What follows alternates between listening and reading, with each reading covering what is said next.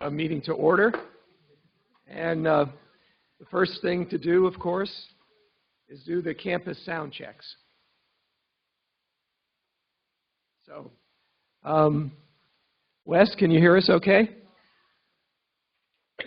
Yes, we can. Okay, thanks, Stefan. Downtown? Can you hear us downtown? We can hear. Do you guys hear him? He's speaking. Downtown, yeah, we can hear you. Okay. Holly, can you hear us? We are fine, hearing you well. Okay. Okay. All right, so the next, Chuck, I guess we need to check the clickers, right? Okay. So if you would everybody take your clicker and give us the appropriate answer. Hopefully everybody gets it right.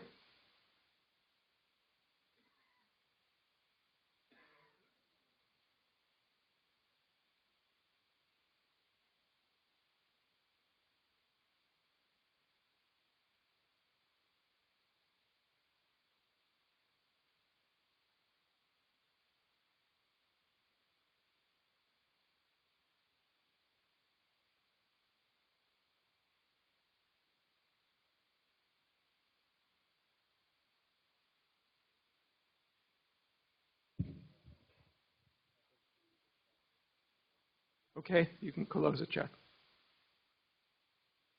Well, we did pretty well. Almost everybody got it exactly right. So do you want to do a next one? Okay, we have one more.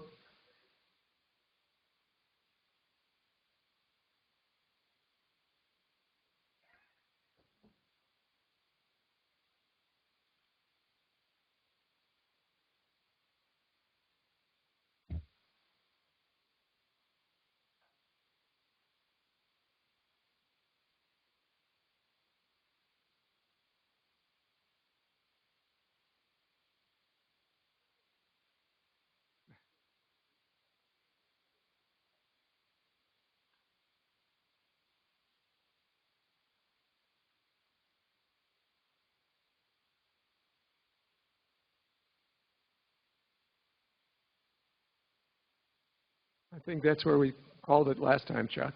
So go ahead. Yep, got one more. Even better. Terrific. Okay, thank you all. First order of business is to hear from Chairman Bill Ridenour of the Board of Regents, and I'd like to welcome him to the podium. Thank you.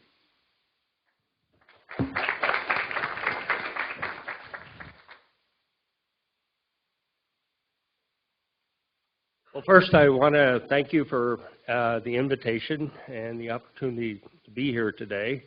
I think I could answer most of those questions up there.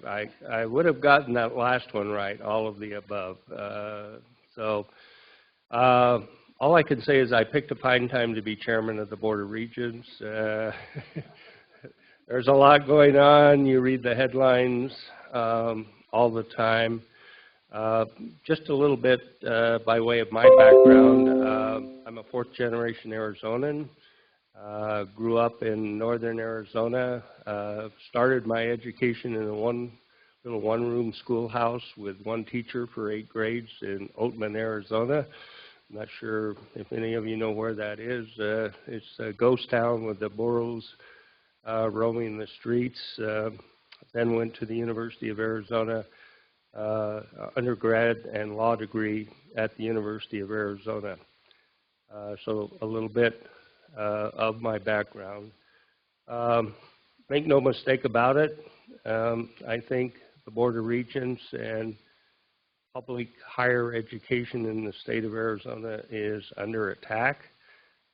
It has always been some undercurrents about those issues, but I think more lately there has been more of an effort to undermine the Board of Regents and the universities, and I can really lay this initially at the lawsuit brought by the Attorney General. As you are aware, this originally started out as a DACA issue. The Board of Regents took a position that the DACA students were entitled to in-state tuition. We did that after a lower court ruling, which was overturned by a Court of Appeals ruling. All the Board of Regents wanted to do was make sure we knew what the law was, the settled law. So we were waiting on either one, the Supreme Court of the state of Arizona to make a ruling, or two, some kind of federal legislation, which, you know, I would have thought there would have been something by now. So the Attorney General was under pressure to do something about that position for the Board of Regents. And by the way, so DACA students, even if they have in-state tuition, they're not entitled to any kind of state aid or scholarships. So if your sticker price of tuition is $11,000 and the average cost to attend ASU is about $3,000, they don't avail themselves of that opportunity. So their real sticker price, unless they get private aid, is the $10,700. So it's hard to flip back and forth between whatever court is orders at the time, so we took that position. The Attorney General was under pressure to bring some kind of suit from other groups. Unfortunately, that was expanded into a general lawsuit on tuition, and then it morphed into not so much tuition as being nearly free as possible, or the cost of instruction being nearly free as possible as it was tuition, and then it went into low-cost degrees. What are we doing about that? And then eventually it morphed into more of a class warfare type situation, that the wealthy are getting merit scholarships, the lower income are need-based, and so it leaves the middle class as supporting the entire universities, which is not true. So anyway, that against that background, there's been a lot of consternation in the legislature about that lawsuit and what the Board of Regents is doing and what the universities are doing, especially Arizona State University. They've been in the news more than NAU and the U of A. There was legislation introduced this legislative session to break up the Board of Regents. What they would do would be appoint 3 separate boards over the 3 separate universities, and guess who would appoint those people? It would be the legislature. And the whole purpose behind that is control. The legislatures, some legislators have always been upset. They think this is a bastion of liberal thought, and everybody is directing the students in a certain direction. And by breaking up the Board of Regents and by putting separate governing bodies, they think they're better able to control course content and instruction and who's hired as professors. In fact, there was at least one legislator that said he would withdraw that bill if the University of Arizona hired 4 professors, conservative professors at the University of Arizona Law School. So that's kind of what we're faced with. I don't know where that's going to go. As far as I know, it hasn't been assigned to committee. But we're going to face that year by year by year as to what the Board of Regents is doing. There are a couple of other pieces of legislation which are very concerning. One is the weapons bill, which you may have been reading about, allowing non-lethal weapons on campus. The problem is, what is the definition of non-lethal weapons? And it originally started out, can you carry tasers on campus? But the list of those items that are non-lethal is voluminous and worrisome, such as shotguns that shoot beanbags and other types of weapons. So the board is very much opposed to that. We'll see how that goes. More concerning is another bill introduced by Representative Leach, which would tax university properties. or any development on university properties, and all of you have probably been reading about this. This has gotten Dr. Crow very excised, and I don't blame him. He feels that ASU was singled out on this because of various projects and developments that ASU has, such as the facilities district over here, or Novus, and the State Farm complex. The reason all that's important is because there's been a paradigm shift in how the universities are funded. So as little as 10 years ago, 75% of the cost of instruction for an in-state student was borne by the state of Arizona. Today it's 34%. So the universities have had to come up with other sources of revenue to make sure that the in-state students' cost of attendance is alleviated so that you can get it down to that $4,000 or $3,000 figure.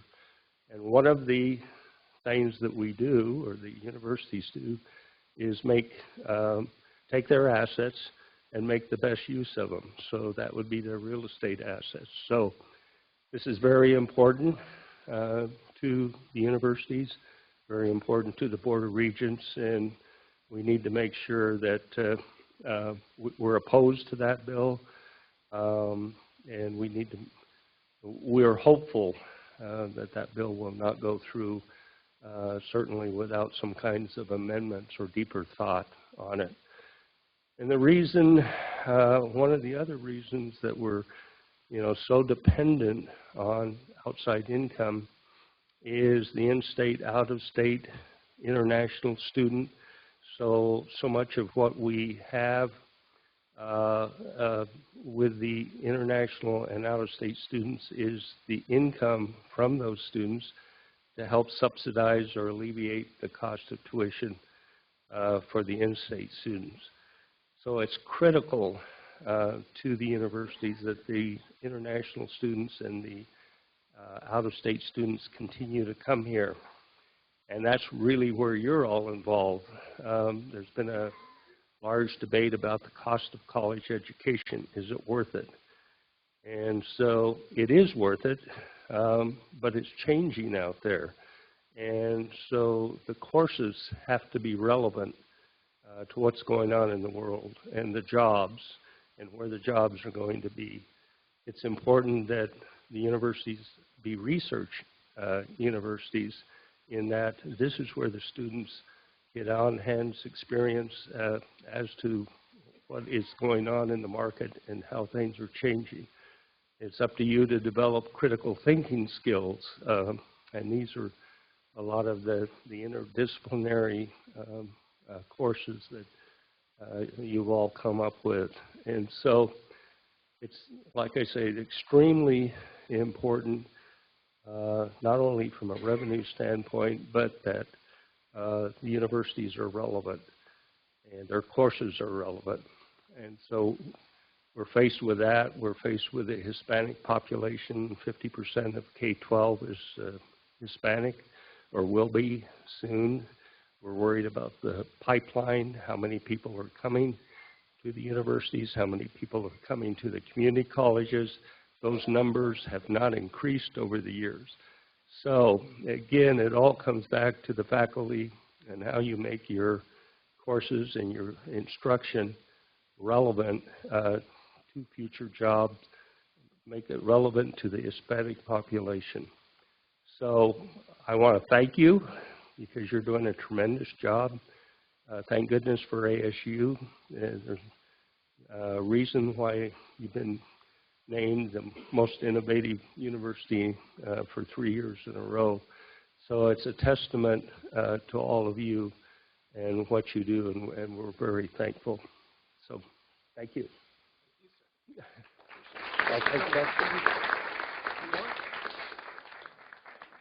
Does anyone have any questions? I don't know how much time I have here, but I can take a couple of questions. I'm Dave Wells with the Faculty of Liberal Leadership and Interdisciplinary Studies. The ABOR adopted a a goal for the legislature and the state to fund half the cost of undergraduate Arizona resident students a few years ago. There's absolutely no indication that the legislature has any intention in the near future or the forthcoming years to come anywhere close to that. They would need to come up with about $250 million extra dollars to do that. Is ABOR discussing what their options are in regards to trying to make that a reality as opposed to simply a poster board? Yes. So last year we did have something that was very beneficial to the universities and ABOR. That was the bonding package. That was $1 billion package that allows the universities to build new buildings, that allows the universities to take care of deferred maintenance. So we put that on the front burner last year. Always on the front burner is this funding model that, as long as the legislature can hopefully fund 50% of an in-state student's education, we'll do the rest, or the universities have promised to do the rest. We're falling a bit behind on that, and this year I'm not hopeful that we're going to see substantial progress. So I think it's moved from 34% to 32% or 33%. So it is a big number that we're seeking. Hopefully, as the revenue projections increase, and there are some indications that there could be as much as $200 million additional revenue this year, we hope to be able to get some more money toward that funding model. You got to realize that, and it's unfortunate, but we've been pitted against K-12 as to who gets the money and where is it most important. So I think we'll make some progress. It's not the progress I'd like to see. I think as everything hopefully improves, we'll do a little bit better with that funding model. I might comment also, one of the horrible things is that we're subsidizing the health insurance for the employees of the state of Arizona, and it is a hit to the universities especially, so we're asking that we not take that hit. Last year it was about a $23 million hit, and that would help if we didn't have to subsidize the cost of employee health insurance. So let me check and see if there are the other campuses.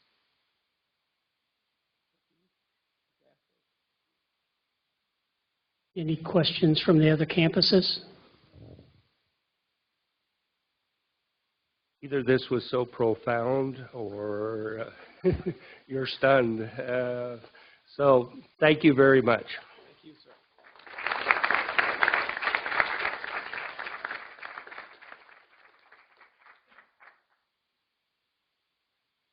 Okay. I should, by the way, mention that we have an addition to the agenda, which is Morgan Olson, Chief Thompson, and Associate Vice President Luoma, I believe, who are going to speak a little bit based on reactions to what happened in Florida this week. There were some requests on that, and we thought we would bring the pros in on those kinds of things. That will be somewhat later. That's scheduled right now for 3:45. So first, let me congratulate my colleague, Hong-Min Lee, who is the senator in the spotlight this month. Hong-Min's been a good colleague over at our place, and it's nice to see her stepping up at the Senate.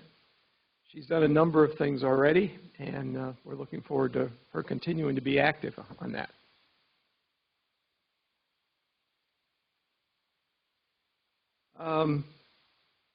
I would just like to follow up the questions. You could pretty well tell what was going on through my mind when we put the questions up there about sexual harassment and harassment in general.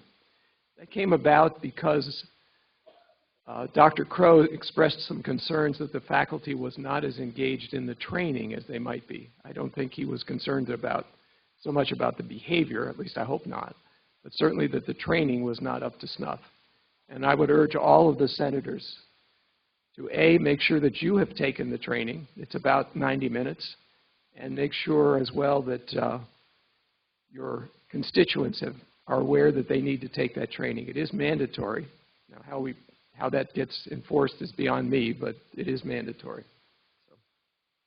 So, the Online Education Task Force has an initial survey that is now finalized.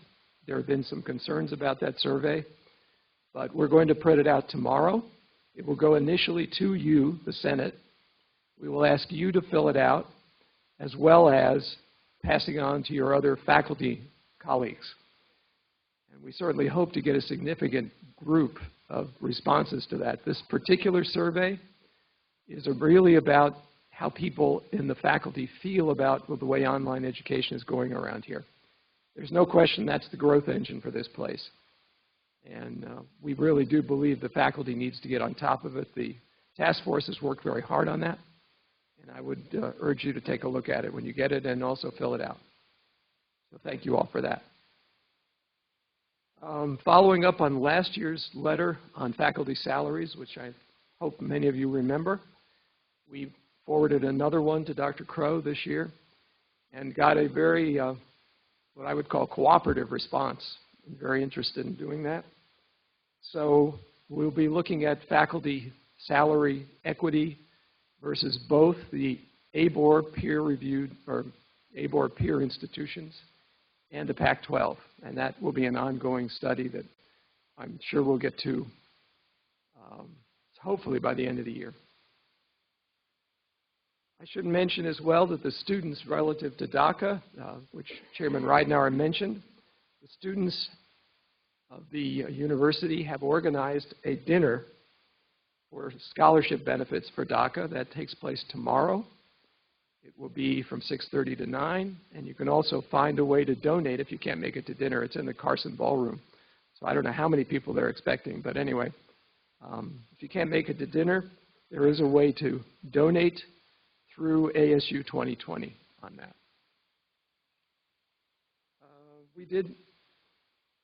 Are there any questions on that? Anybody have any concerns? Questions anywhere? Okay. We did have breakfast with the regents on February 9th. I was sitting at Chairman Ridenour's table. And it went pretty well, I think. There was certainly a lot of energy in the room, and people are concerned in particular about making sure that general education is properly represented and is properly set up. As you probably know, or I think we've already announced, there is a task force on this campus or at this university relative to general ed. We have two people, in fact, two people sitting in front of me who are on the task force.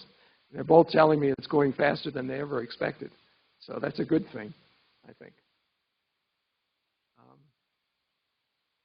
Chuck and Pam represented the faculty down at the Capitol on February 14th, even though they got rained out for the last half of it. Apparently they did have a number of people come by and pick up and ask questions about what the faculty means and what the faculty does at ASU. So I think that was, again, a positive thing. Chuck, do you have anything you might want to say about that? Nope. Okay, good. Several of us ended up in Seattle at the Pac-12 Leadership Conference, and I can assure you that there are a lot of very similar concerns at the other universities, although we're actually in better shape than several of them in terms of, I would say, the relationships with the grievance process and relationships with the administration. But there are the usual kinds of things that you can imagine. Academic freedom is a big deal to those folks. They have funding issues and salary compression issues there as well. And in fact, the person who was hosting the conference was from a subsidiary campus of the University of Washington, which meant we had some very interesting discussions about how main campus versus subsidiary campus works. She happens to be in the business school, so I could even talk about that. And now I think I will turn things over to Dave Wells for his discussion of how things are going on the non-tenure eligible subcommittee.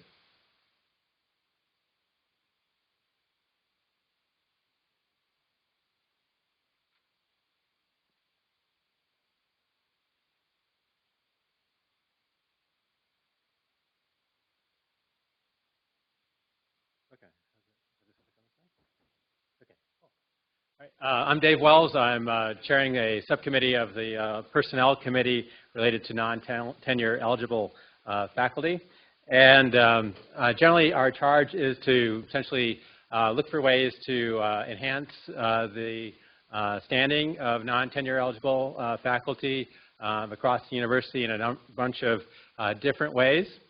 We're fortunate to have a really wide and representative group of people who have been involved in the committee, ranging from two of our past presidents of the Senate with Tom and Helene, and then we have representation across a lot of non-tenure eligible ranks and across a number of campuses as well. We haven't met with Sandra yet, but we're glad to have Sandra joining us from the downtown campus. Essentially where we are so far, we're trying to look at a number of ways, again, to enhance the standing for non-tenure eligible faculty. One of the issues is related to the Emeritus College. What we've discovered is there's actually no physical barrier to non-tenure eligible faculty joining the Emeritus College. You have to be at ASU at least 10 years, regardless of your particular tenure or non-tenure eligible standing, but you have to go through a sort of an approval process that starts at the unit, goes to the college, and finally the provost's office and be approved to do so, and you have to do it at the time of your retirement. We're currently exploring it, but it seems to be that in some units this doesn't seem to be handled equivalently for non-tenure eligible faculty the same way as it's handled with tenured faculty. So we're certainly exploring that, and we're trying to figure out ways to try to encourage an equal opportunity there. On professional development, colleges vary a great deal on how much they support faculty, but we're trying to figure out a way to make sure or encourage units to provide a minimum professional development support. And just to give you an idea of the lower end of things is that if somebody was a keynote speaker at a conference, there are some units that would not enhance the amount of money that they would give to support that person to go there, and they don't provide enough money to cover the full cost. Typically, it costs about at least $700 to attend any conference that's outside the state these days. Many units don't provide that amount or roll it over to the next year. So we're going to work on wording related to that. Technically, those of us on single-year contracts have no guarantee of employment for the next year. If you're in a K-12 situation, they generally notify you in April, for instance, of your contract for the following year. We find with academic professionals who happen to be on a year-to-year contract that the university has to provide a 90-day notice. We're trying to explore some parallel kind of language that could provide some level of protection. I mean, in most cases, people on single-year contracts are renewed, but in the event that something were to go awry, we'd like to see if we can provide a little bit more security or protection for folks on single-year contracts.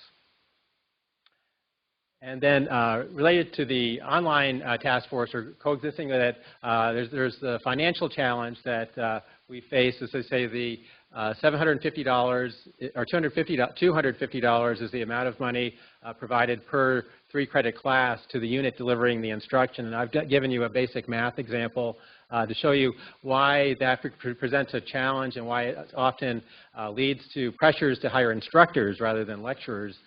Because as you can see with somebody who's paid $45,000 a year, including their employment-related expenses, ERE, that you have a break-even point that's somewhere possibly around 39 students, and that's simply too high.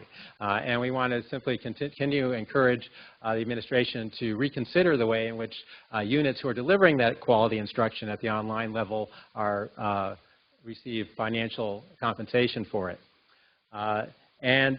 We do have a growing number of instructors. The instructors do not have a career path, but we do know that when instructors perform very well and they meet a whole bunch of other criteria, that takes time for us to do search committees and then hire those people into new positions. And that's not necessarily the best use of all faculty's time if we know somebody's highly qualified for the position. So we're going to try to explore ways in which the instructors could potentially move into a lecturer position if they met criteria that would generally be equivalent to a lecturer.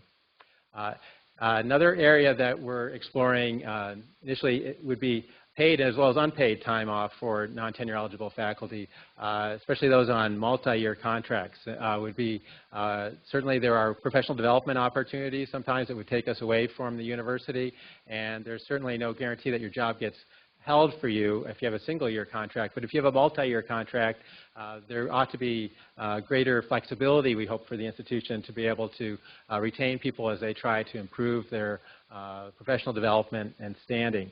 And finally, we're in the process of getting numbers so we can do this calculation, but understanding the number of people who are on multi-year contracts currently, as well as the number of people who could potentially be eligible for multi-year contracts based on the criteria that the administration laid forth a couple of years ago. And we're trying to get that information, and we hope to evaluate it. I look forward to, if you have any comments or any kinds of feedback for us, you're welcome to give that to me now, or you can give it to any member of the committee, or feel free to send me an email with that. We're meeting tomorrow at 3 o'clock, so if you have any feedback and you can get it to us before 3 o'clock tomorrow, that would be fantastic.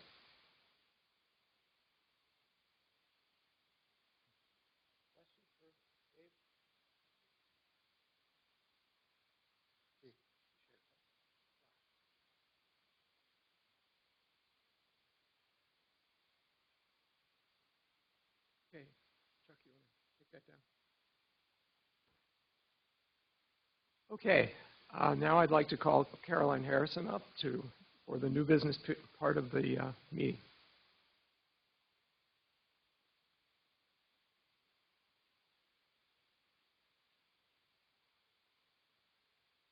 The following proposals will be discussed at the upcoming CAPC meeting Thursday, March 1st, and then those on the new business slate will be brought back up in front of the Senate on the 26th for discussion and vote.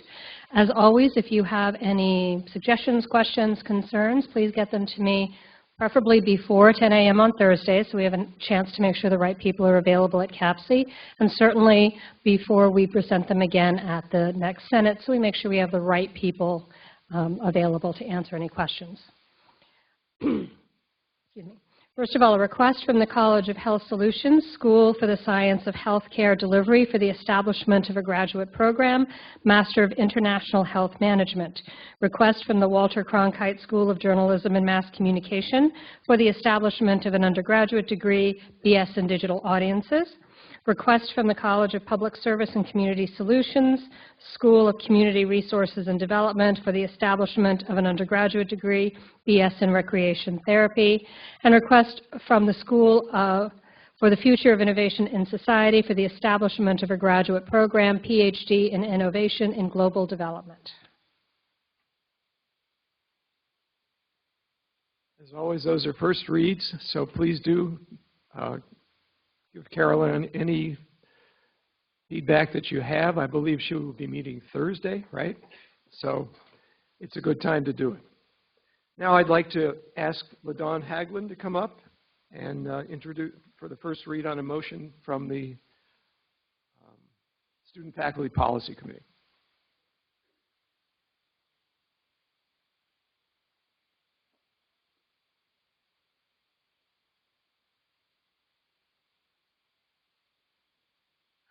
We have a Senate Motion 2018-32 from the Student Faculty Policy Committee, title Resolution on Graders and Teaching Assistants.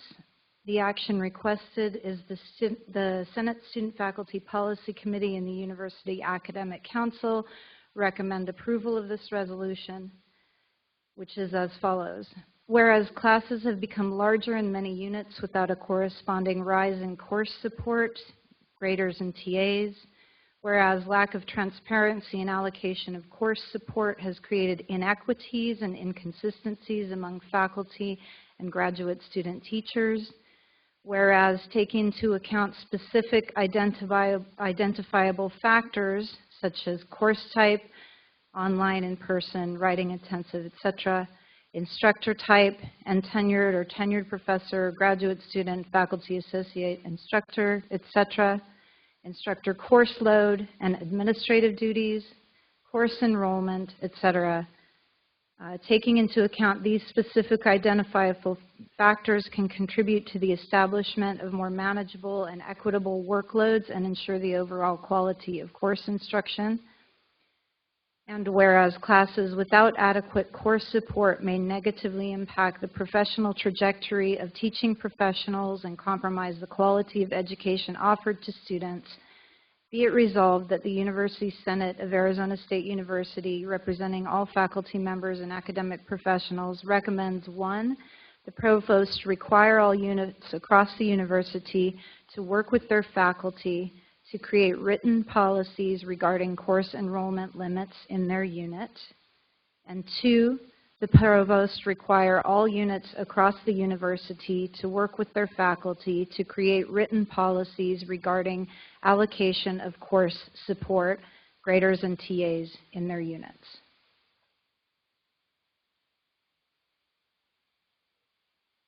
Okay, again, please give any feedback you have to LaDonna and to Dan McCarville, who runs that committee, or to anyone else on the committee. Now we have Stefania Traconia, who has another motion from that same committee.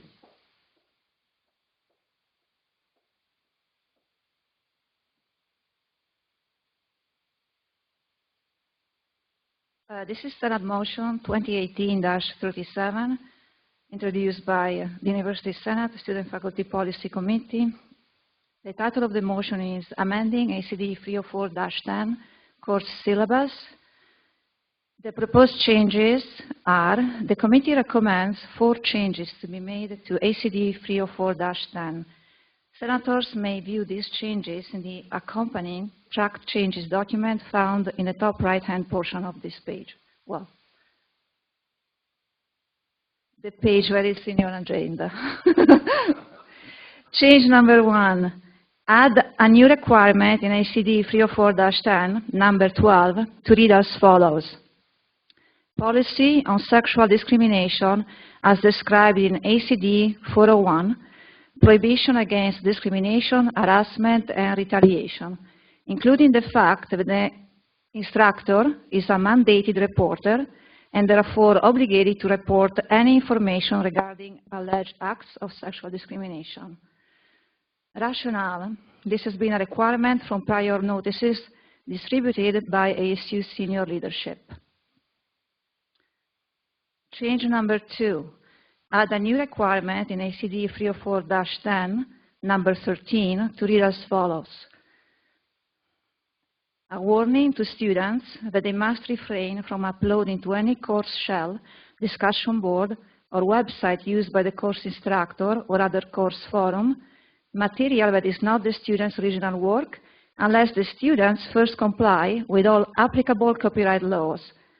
Faculty members reserve the right to delete materials on grounds of suspected copyright infringement. Rationale: faculty have reported that students have been abusing course discussion boards and forums by uploading copyrighted material without proper attribution or permission. Change number 3. In the third paragraph from the bottom, replace the existing language to read as follows. The instructor may want to state that the course content, including lectures, are copyrighted materials. Students may not share outside the class, upload, sell, or distribute course content or notes taken during the conduct of the course. See ACD 304-06, Commercial Note-Taking Services, for more information. Rationale: it has been reported that students have been uploading and selling course materials to commercial websites without proper attribution or permission. Change number 4. After the third paragraph from the bottom of the current policy, insert the following. The instructor may want to place on each page or online equivalent of all instructional materials provided or made available to students the following statement. This content is protected and may not be shared, uploaded, sold, or distributed. Rationale: many ASU exams, presentations, book chapters, and other materials are illegally sold by students to sites such as Course Hero. The change number 4 statement is optional, but recommended based on ASU negotiation with Course Hero.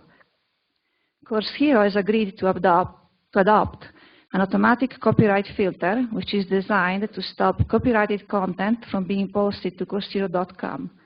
If the change number 4 statement is included in instructors' course-related materials, the Course Hero filter will prevent the material from being uploaded to their site.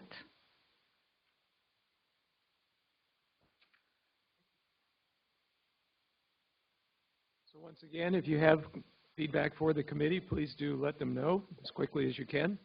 We will be voting on both of those motions next meeting.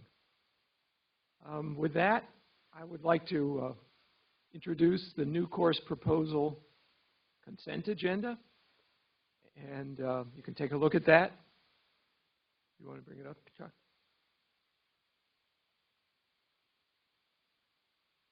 Sure. Okay.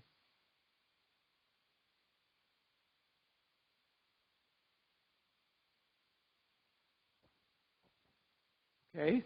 I think you can see these have all been posted and proposed. So does anyone have any reason to take one of these courses off of the consent agenda? Let's go to the other campuses first, if we could. We do that? Yeah. Anybody at West? We are good. Okay. Downtown? We're good, thank you. Thank you. Polly? We're good with this consent agenda. Okay, and I don't see anybody coming up to the mic at Tempe. So I think with that, we will take a vote.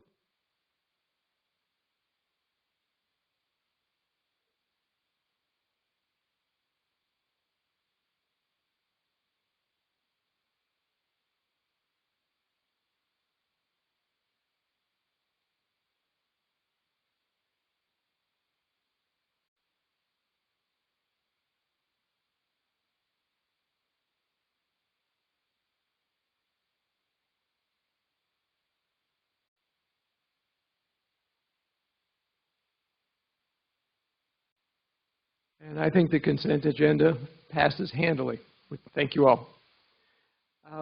Ordinarily, we would go now to the consent agenda on programs. However, Dr. Olson, Chief Thompson, and other people are in the back, and they've agreed to talk a little bit about things that we may want to do in, I hope we never see it, in the case of something like a parkland situation, Florida situation. So, Morgan, come on up.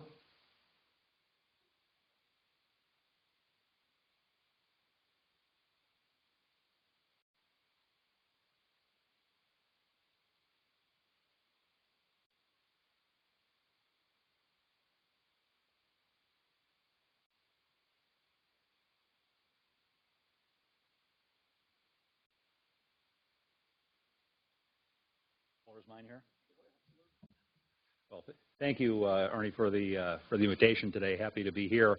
I have brought my few friends with me here, but let me make a couple of introductory comments. First, as your president indicated, obviously we are watching all kinds of events all the time, really carefully. We want ASU to continue to be the absolute safest community it possibly can be, and anytime we have whether it's through fortune or misfortune, the opportunity to learn something and be better prepared, we try to take that.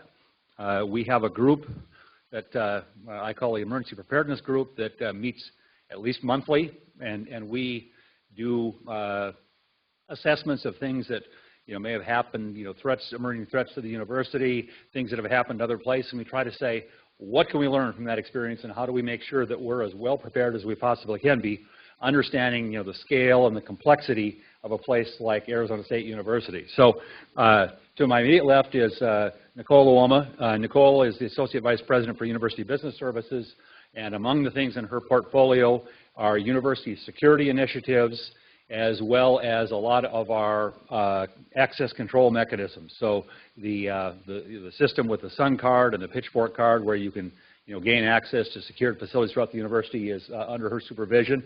Bruce Neville is our Associate Vice President for Facilities Development and Management, and as the university's Chief Facilities Officer is responsible for the university's built environment. So we have a little bit over 25 million gross square feet of space on our 5 campuses, and of course other physical locations around the world. And then we have Mike Thompson. Chief Thompson is responsible for the Arizona State University Police Department. These are some of the folks that are part of this emergency preparedness group that works on these sorts of matters on a regular basis. So we spent a few minutes this morning kind of putting together some thoughts that we thought might be useful to you in terms of the types of things that we're working on. And I'll ask each of them to share those with you. And then obviously any of us here would be happy to answer questions that you might have. So let me turn it over to you, Nicole. Thank you for having us. So as Morgan said, we have a real focus on emergency preparedness. In fact, when I started in this role a couple of years ago, we decided to actually focus in and centralize some of the security support of Mike. So Chief Thompson and I are peers. We work very closely together. Some of the things that we've done recently, so Alan Clark is a former ASU PD police officer. He has recently been promoted to Executive Director of Physical Security Initiatives, or PSI, trying to be cute.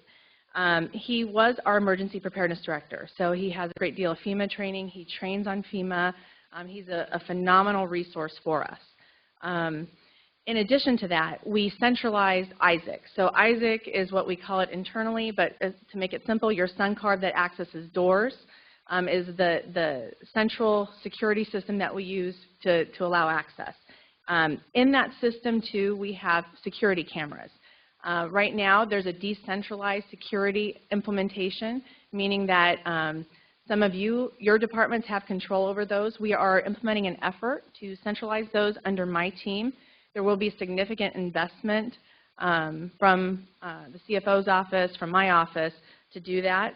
It will increase the visibility to things that are going on. Some of them will not be monitored, just to be clear, but these are efforts to make sure that we're having as safe a campus as possible. In addition to that, we are testing new technology. So every day we're approached by vendors with new technology. There is a product called ShotSpotter. We are doing some tests on things to see if these new technologies are worth integrating into the most innovative institution at ASU. Separate to that, though, we're making some very targeted investments in our physical infrastructure. I'll bring up Bruce Neville in a second to talk about that. So as you know, I was a graduate from ASU. I love ASU. Thank you for all that you've done for us graduates. A lot of these buildings have been around forever, and we've had deferred maintenance. And so we have some locks that are back from the 60s. So what we've done over the past year or so is we've done an initial assessment of what the infrastructure looks like, and we're working on a plan, and Bruce will talk about that, to slowly phase in changes in locks. And so as we talk about active shooter, which obviously is near and dear to my heart, I have 2 children. I have a 6- and an 8-year-old, and so I'm asking their school questions around this too. We are doing some research to see what the best technology is. Obviously, I'm not a physical infrastructure expert like Bruce is here, but doors swinging in versus swinging out are different. And we need some easy implemented methods for people to secure themselves in the event something happens. So we're looking at a long-term infrastructure investment in locks. In addition to that, we do understand the concern and anxiety around everything going on, and yes, it does seem to be happening more and more. So we're looking at, is there an inexpensive, easy-to-use, short-term thing that we can do soon? We have some ideas. When things like this happen, for-profit companies never waste a great crisis, right? So there's a ton of product out there. Before we just throw things in people's hands, we need to make sure that they don't have unintended consequences and that they attack the root cause of the issue as much as possible. So we're looking at that. Because you're so important and because often you're the one standing up here with your students, we want you to be a part of the solution, so we have initial research done on some of these things. We will be looking for faculty expertise and a focus group of sorts to help us make sure that us that live this every day, that see these vendors come through, that something that we put in a classroom is actually implementable and keeps us safe. So I'll turn it over to Bruce Neville, our Chief Facilities Officer. Thanks, Nicole. So just to frame the problem somewhat, so as Morgan mentioned, we've got 25 million gross square feet.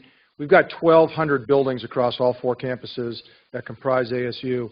And if you start looking at just trying to get a subset of that, of just the research labs, the teaching labs, the conference rooms, and the classrooms, which are, arguably your assembly areas, there's 4,826 of those spaces.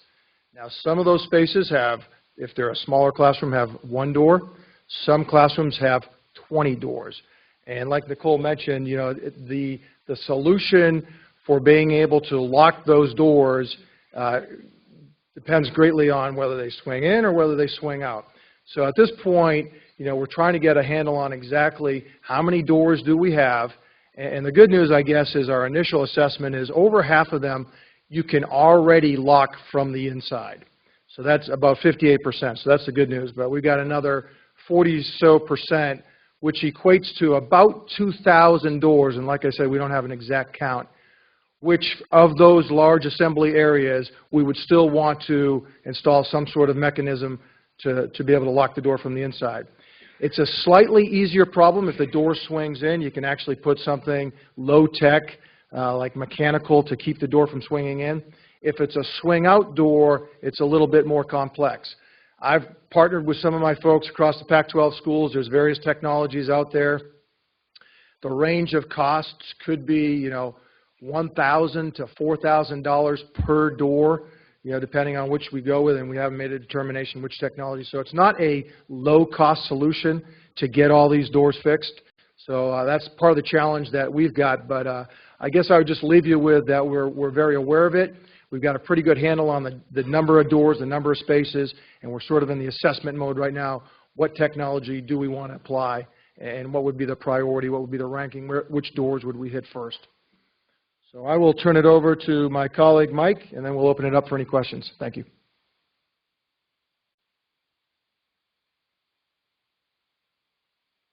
Good afternoon. Good to be in front of you again.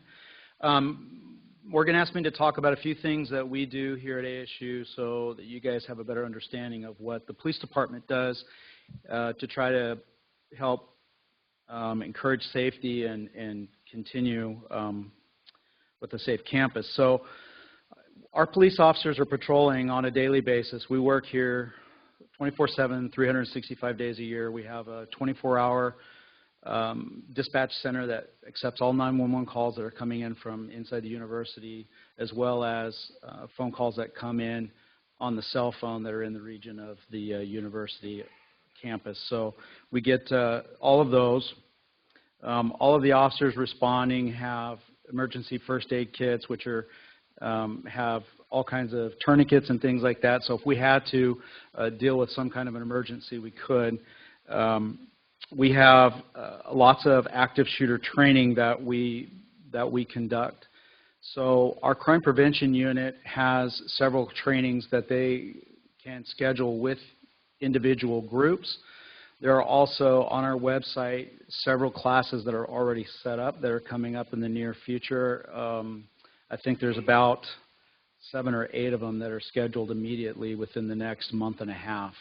Most of them are going to be over at the Computing Commons here on the Tempe campus. The reason they're doing that is they're working on fine-tuning the technology, but people will be able to remote in from different campuses if they can't attend the class in person.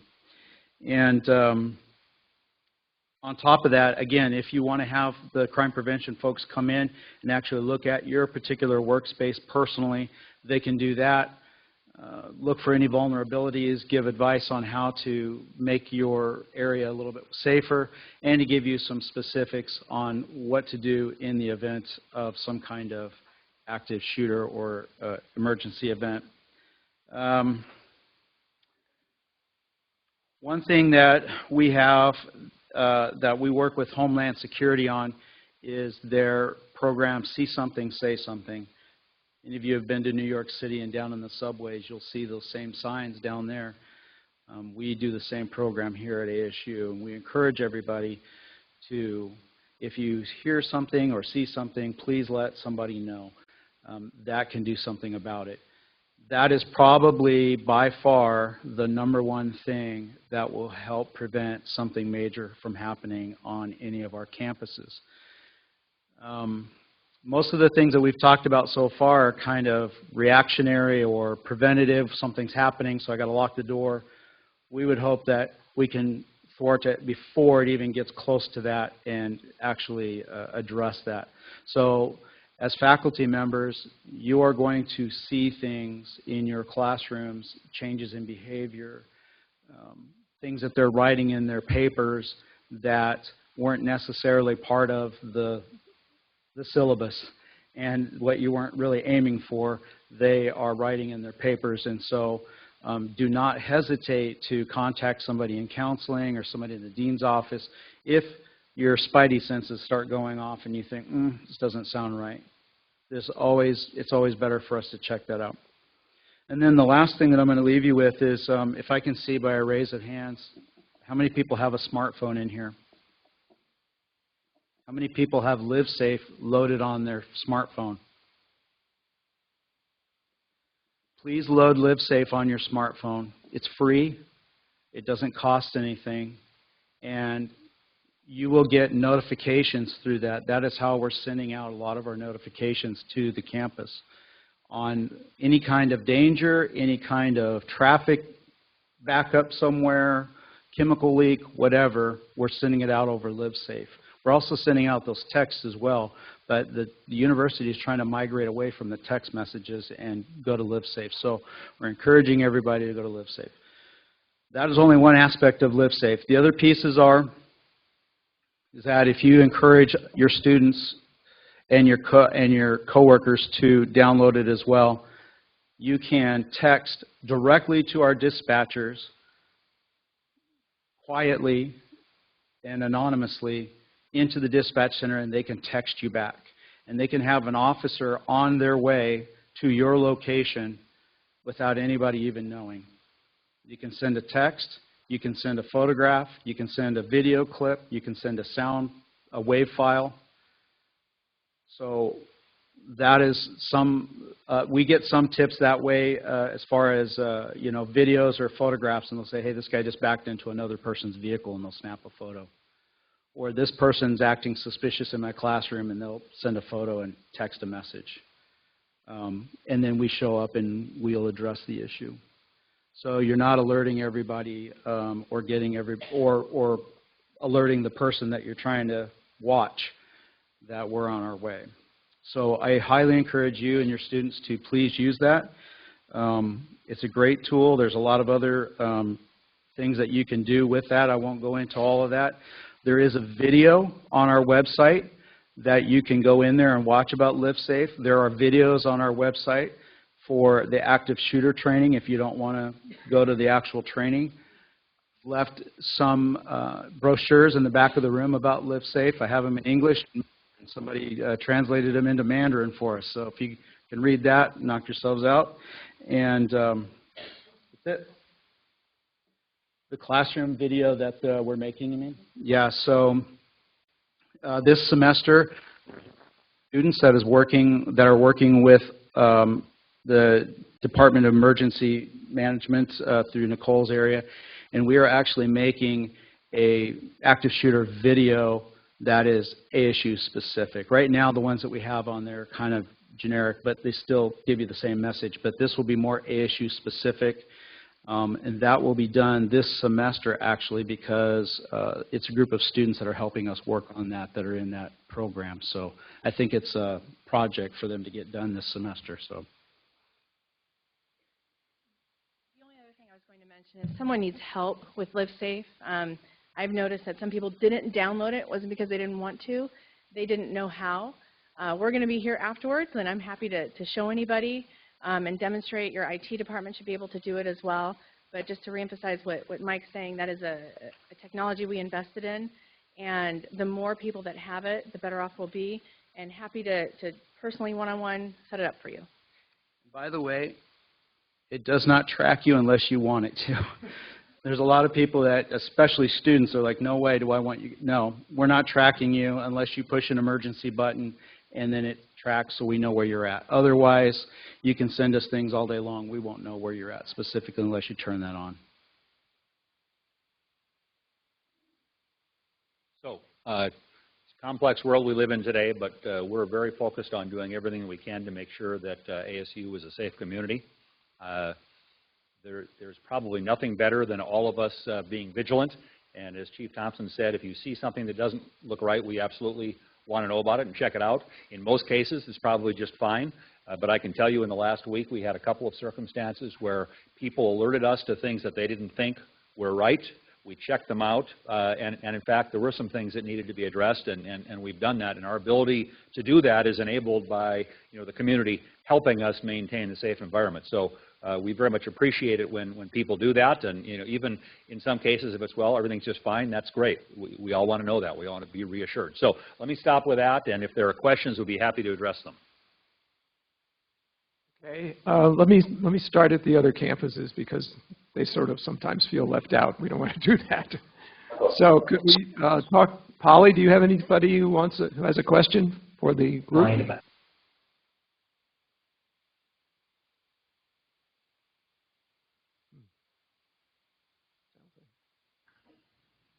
there a question? None. Okay. Downtown?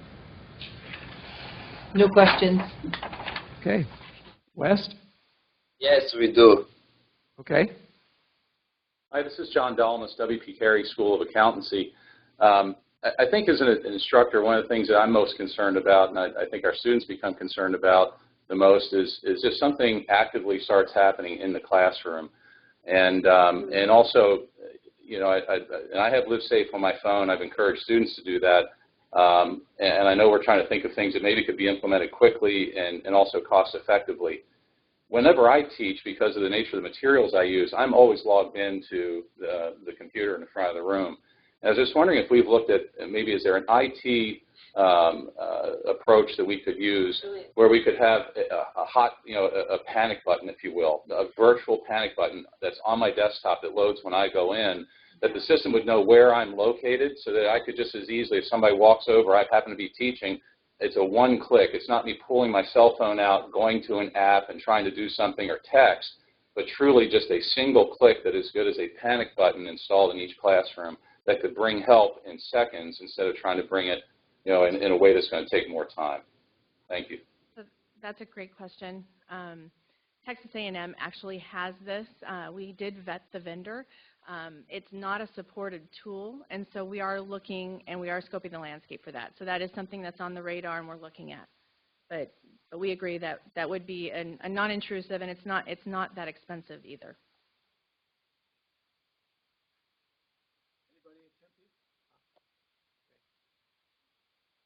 I was wondering if you could take us through a scenario. I mean, I usually teach, when I teach in person, it's downtown, and it's in 4 different buildings, either USEND, Cronkite, Mercado, or the Health Center.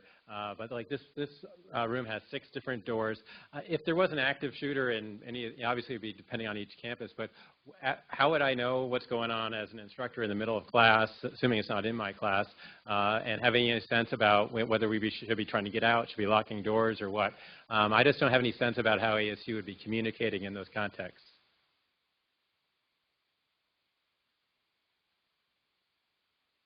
So in those instances, as soon as we get notified of that and we know that there's an active shooter, there would be an alert that would go out that would start hitting Live Safe, emails, and text messages as well.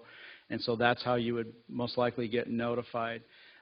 We will try to be as specific as we can as to where it is, and we will try to give some instruction, whether it's, stay away from this particular area.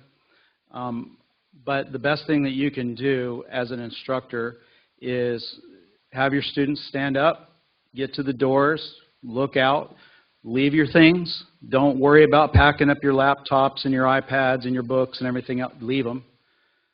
Go to the doors. Do you hear anything? Do you see anybody running? If not, get the heck away from campus. I would say that's your first thing. Is when we teach this, it's run, hide, fight. So if you know that you have the opportunity to evacuate your area and move away from wherever it is that they're telling you this is happening, go off campus as far as you can. If you have to get in your car and leave, leave. And then if your option is you're not able to run, then the next one is to hide, lock the doors, barricade. You hear something's happening outside. You want to try to, stay in here as best you can. And then the last option is if somebody comes in, you're going to have to fight. You're going to have to throw a chair at them. You're going to have to hit them on the head with something. But put up a fight. And then know that at the same time we are responding and we are going to be engaging with that person. I can't speak to what happened in Florida. I don't understand what happened with that particular officer, so I won't even address that. But we will be engaging. So one thing to add is you'll see digital displays across campus. We are working on centralizing the content, not always centralizing the content, but having the ability and to take over the monitors that would display there's an emergency of some sort, so that'll be something that's helpful. And then the proof of concept we're doing with one of our technology partners, it's very much in its infancy, and we don't think it's prime time. But it essentially uses geofencing to give different messages to different people based on your location. So we are continuing to look at those types of options as technology progresses. But we won't implement anything unless we know it's safe and the right thing.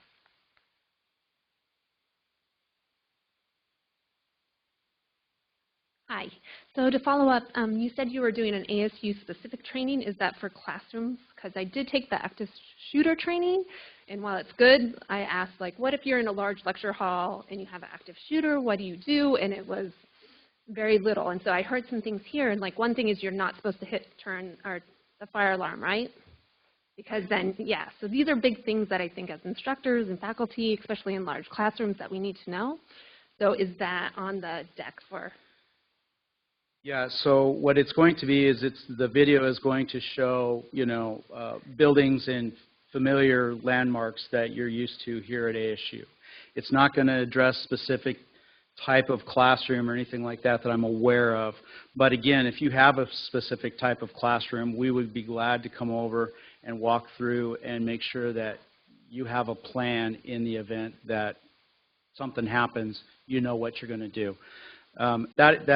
That's 90% of the battle right there, is just having a plan in place.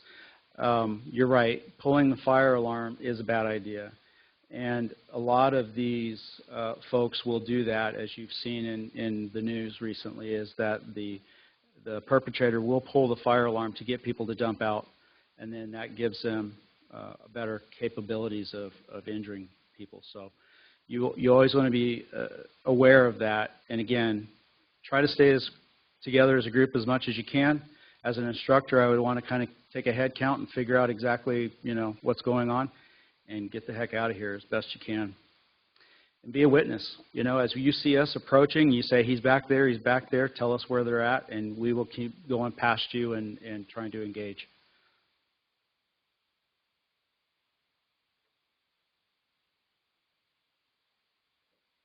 We will send out our information to this group so that you have it.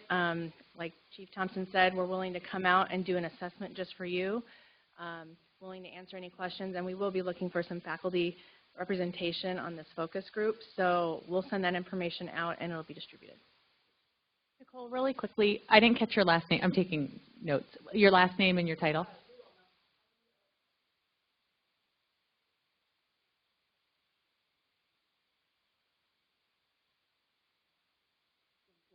Small question. You said that a lot of doors that prop open outside, you can lock them from inside. So how do we lock them? Can this be locked? Like, I couldn't find how to do it in the...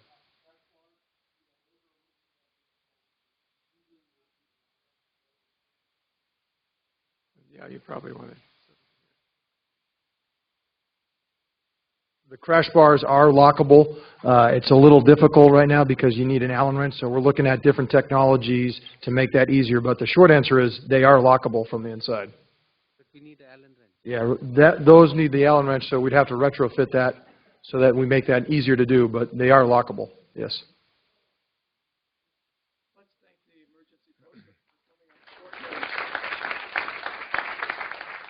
Thanks very much to all of you. I know it was very short notice, but things happen around here.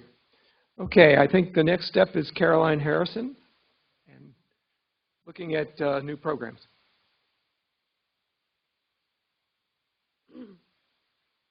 Thank you. The following proposals were discussed and voted and approved at the CAPC meeting on February 1st. Request from the College of Liberal Arts and Sciences, School of Social Transformation for the establishment of a graduate degree, MA in Indigenous Education. Request from the College of Liberal Arts and Sciences, Department of English, for the establishment of an undergraduate certificate, Interdisciplinary Health Humanities. Request from the College of Liberal Arts and Sciences, School of Civic and Economic Thought and Leadership, for the establishment of an undergraduate degree, BA in Civic and Economic Thought and Leadership. Request from the New College of Interdisciplinary Arts and Sciences, School of Social and Behavioral Science, and the School of Humanities, Arts, and Cultural Studies for the establishment of an undergraduate degree, BA in Conflict Resolution. Request from the W.B. Carey School of Business, Department of Information Systems for the establishment of an undergraduate certificate, Digital Business Innovation. As you know, these are on a consent agenda. Does anyone have any reason to pull one of these things off? Let's go over to Polly. Anything over there? No. Okay. Downtown? No, we're good. Okay. West? No issues. Okay. And I see nobody at the mic here in Tempe, so I think we can go ahead and vote on the consent agenda.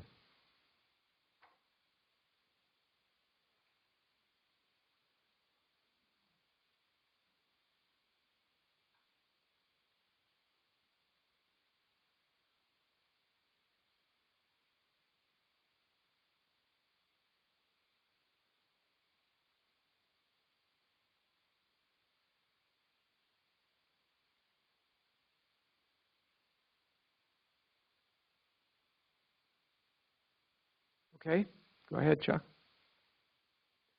Okay, the consent agenda passes handily. We continue to have our standard abstention, folks, but that's fine with me anyway. Okay, last regular order will be committee reports. Becky, do you want to come on up?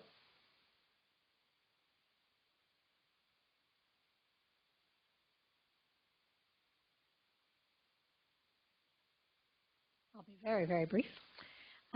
We have met a couple times since I last spoke with you. As Arnie has said, we've sent a letter to Michael Crow for the salary request, and we got an encouraging response back. We've also sent a letter bringing up the dependent documentation with the HR, and also they're looking into that. And the next step will be our bylaw process, maybe clarifying with the units what's needed, as well as figuring out how we can speed up the process. Stay tuned. And I have a short report from the library liaison, Catherine O'Donnell. The Library Committee primarily functions as a forum for discussing ideas and facilitating communication between the library and other parts of the university. The Library Committee has met twice this year, with a third meeting scheduled for early March.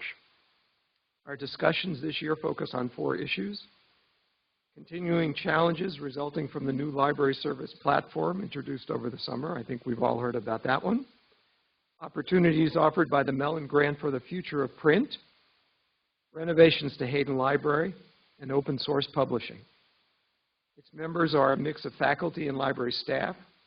We encourage anyone who has a topic they wish discussed by the committee, or who would like themselves to offer a presentation to the committee, to contact the chair, Catherine O'Donnell.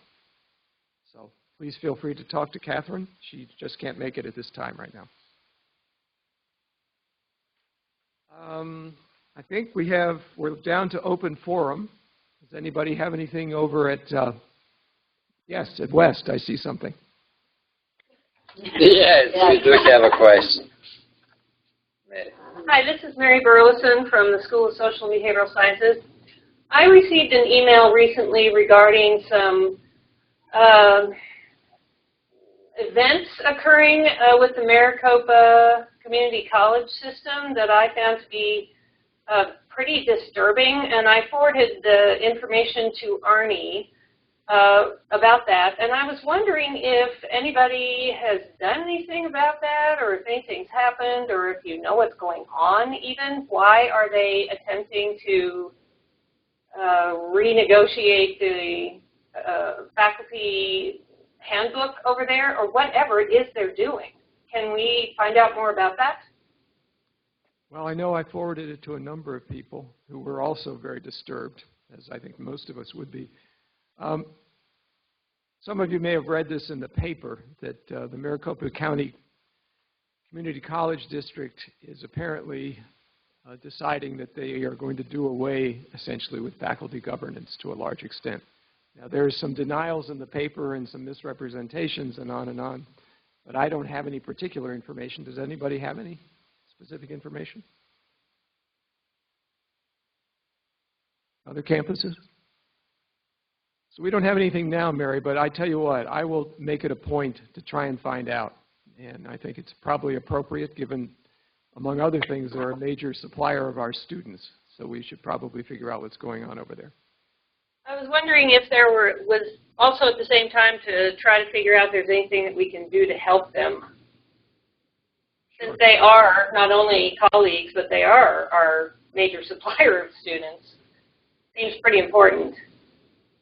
Well, we have talked about this a little bit at the University Academic Council and at the Executive Committee meeting, but we've not come up with anything concrete yet. But we'll try to do something about that. Okay. Anybody else with open forum? Downtown? Everybody's ready to go home? We're good, thank you. Holly? Nothing here. Okay. And I don't see anything at Tempe. So given that, I think we're adjourned. Thank you.